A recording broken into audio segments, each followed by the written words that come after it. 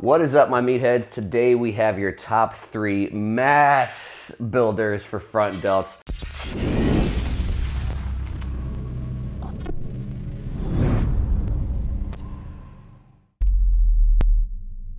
I've made the mistake a couple times of just saying that I have 3 good exercises, but I didn't imply that they all are for mass. In case you're new here, that's kind of a joke. Obviously the goal of these exercises is to put on as much tissue as possible. And I write mass in all caps, hopefully so you click on it and watch the video. So it's a little bit of kind of clickbait stuff. But anyway, all jokes aside, I always like to preface these videos in case this is your first one on. It's not really implying that these are definitively the 3 best front delt exercises ever. I like to really think these are probably 3 of the best places to start if you're looking for a front delt exercise in your program. Again, and the reason for that little clarification is one, when you have an individual involved. So again, when I'm coaching someone one-on-one, there could always be reasons that there's exceptions for this, because you'll see, especially for this video, most of the movements are pressing variations. So a very obvious exception could be if someone has a very hard time keeping their triceps out of it, then I might go to a raised variation, which I'll kind of discuss a little bit later on. All that being said, even though it is an individual process when you're training people, if I have somebody coming in and they're saying, hey, I want a delt session, I already have in my brain, some of my favorite exercises for that body part. Again, a great place to start. And then obviously we'll just see if we need to make changes as we go on. So the concepts I always try and adhere to when I'm talking about the best mass building exercises, the things you want to put your time and effort into, the things you want to track, the things you want to progress over time, they're always going to be exercises that have a large amount of force production. And again, part of that, of course, is the weight in your hand. But when I say force production, I really mean intramuscular force production. So again, if that sounds complicated or overly scientific, that's not the point. Literally just imagine if we took a muscle out of your body. So we detached your bicep, as painful as that may be, we took it out and we put little scales on either end. We're trying to produce as much intramuscular force within the trained muscle as we possibly can. But again, because this is kind of, in the muscle building world, kind of the bodybuilding world, we're looking to a degree of isolation. That's the reason why, I would never have power cleans or a clean and jerk or a snatch or something like that as a great muscle building exercise in and of itself. Of course, someone could put on muscle doing those, but at some point in time, we need to have this well-directed, isolated force, for a muscle to keep on progressing and to keep on growing. So force production is a big deal. And when that's the case, if you look kind of at the length-tension relationship, muscle is kind of a little bit individual dependent, but for the most part, muscles are strongest in their mid and lengthened range. So any exercise that I have on this top 3 list, if you've looked through a couple of my other videos, are going to be things that load or overload muscles in their mid and lengthened ranges. And so that really puts pressing in a great position as far as front delts are concerned, because pretty much every press really overloads, again, those ranges, the lengthen and the mid range. The one little asterisk I put on there sometimes is also range of motion. So anytime that we can have an exercise that does that first and foremost, has a lot of force production, and also covers a large range of motion, that's going to have the slight edge over something that just loads that mid-range. So that really comes to my first one here, which is going to be a Swiss bar overhead press or Swiss bar military press.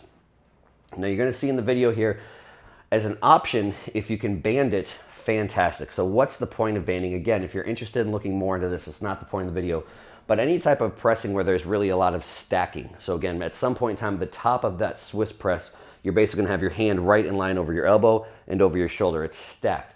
And for that reason, you basically have the appearance of being much stronger at the top. It's called basically like an ascending resistance profile if we're looking at the exercise, or ascending strength profile as far as what your body's capable of doing, which all that means is from here to here, you're capable of handling way more load at the top. So that's why I'll use bands or chains at some point in time. Bands from the bottom or bands from the top, or chains from the bottom, all do the same purpose. Where all you're looking at is the load at the bottom compared to the top. And we just want to make the top significantly heavier. So I'm just explaining why you're going to see that in the video.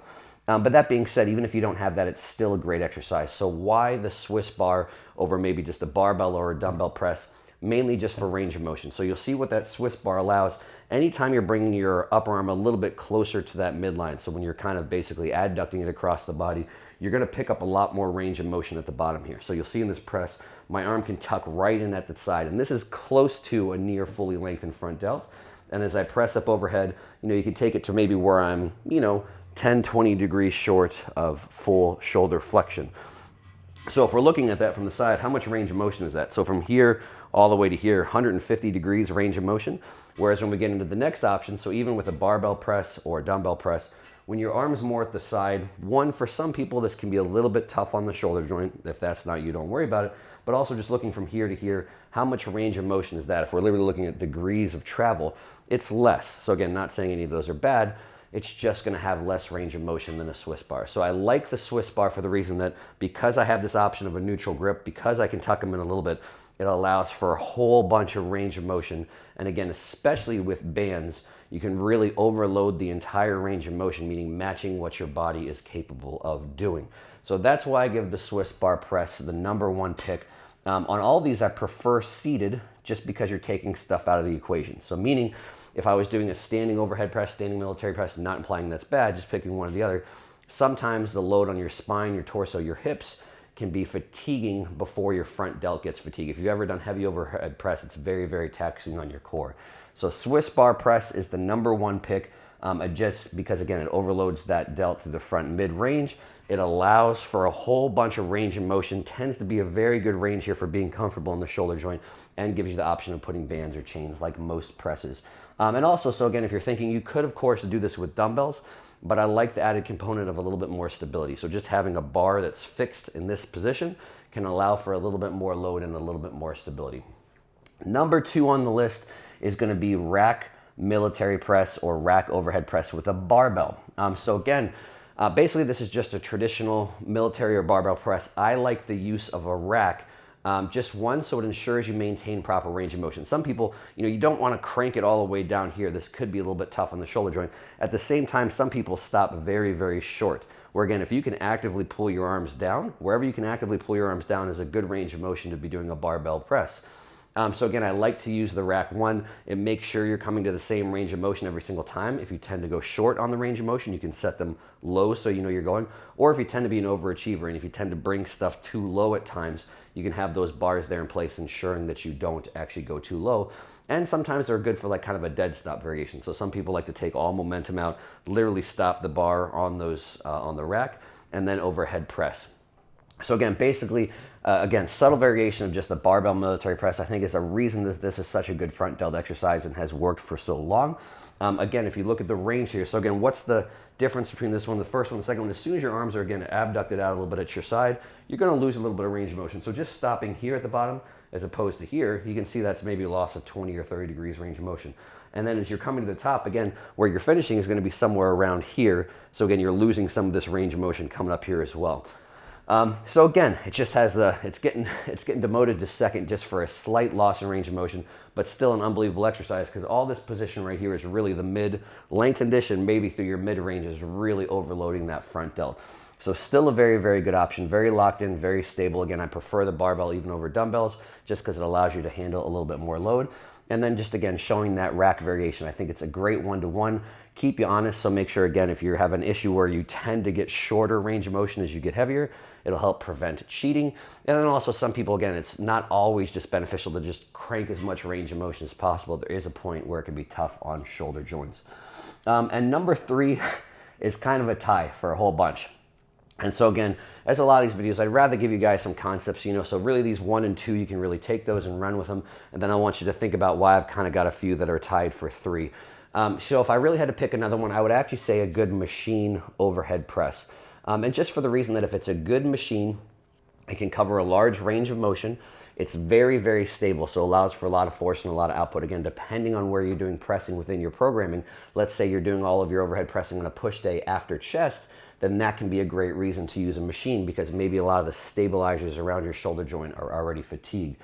So I like doing a machine as well too. And then again, as you'll see with the one I have in here, if you have something, again, this would be just kind of like a normal overhead press. If you have a machine that converges, that's also great too, because it's a great way to get this range of motion under load as well too. So I would say, a machine press tied right up there with a dumbbell press. So again, dumbbell military, dumbbell shoulder press, also a great exercise. The big knock on that one is just stability.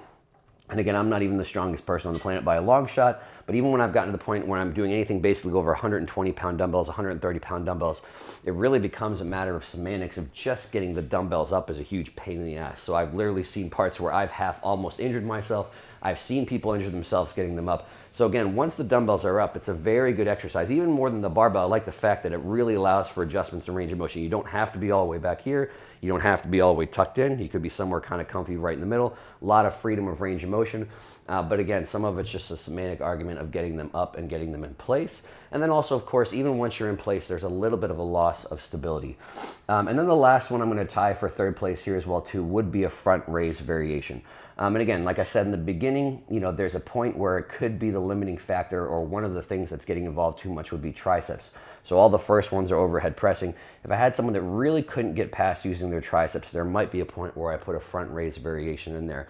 My little asterisk for front raise variations, I'm always a fan of doing them on an incline bench. And what's the reason for that? A normal front raise, when you just raise up a dumbbell, makes it very heavy in this top position, which again is kind of mid-range but approaching the short position. But it makes it, to the point where there's no challenge in that lengthened range, again, where your muscles are very strong. So if you go on an incline bench, you can make it heavy through that lengthened and the mid-range. And almost always I prefer doing a barbell as opposed to dumbbells. Just for the reason that it allows for a little bit more output and it's a little bit more stable, as opposed to, again, trying to do single raises with the dumbbells one at a time. I just think it's not quite as efficient of a movement. So that is my top 3 for front delts. Again, if you're looking for the 2 ones I can kind of definitively say are probably my favorite variations for the reasons mentioned, Swiss bar press number 1. If you can set it up with bands and chains and it's not a huge pain in the ass, then that would make it even slightly better. Next from there is that rack military press. Or again, really just any military press variation. If you don't have a rack, obviously still doing barbell shoulder press or military press is great. And then kind of, again, that 3-way tie for dumbbells, machine, and front raise, again, for the reasons mentioned. As always, if you guys find this video helpful, please give me some thumbs up, leave me some comments, some feedback, some more stuff you guys want to see. And as always, hit that subscribe button. Feel free to share with friends, family, and as always, your grandma. Until next time.